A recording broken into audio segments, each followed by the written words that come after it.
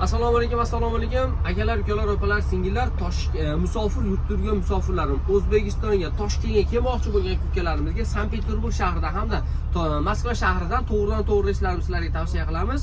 Reyslarimiz hozirda har kun amalga oshirilyapti. Ketmoqchi yoki kelmoqchi bo'lgan ukalarimizga ishonch nomerlar ekranda. Xohlasanglar O'zbekiston nomeridagi WhatsApp orqali murojaat qiling. Xohlasanglar rossiyskiy nomerdan prямой to'g'ridan-to'g'ri murojaat qilsanglar bo'ladi. Hamma bergan savollarga javob beriladi. Bizda nafaqat O'zbekiston fuqarolari, Tojikiston, Qozog'iston fuqarolari ham o'z joylarida shunday komfortabil avtobuslarda band qilib ketsangiz bo'ladi.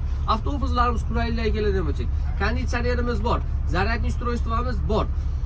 Avtobusda 3 tadan voditel bo'ladi. Har 3 soat, 4 soatda voditellar almashadi.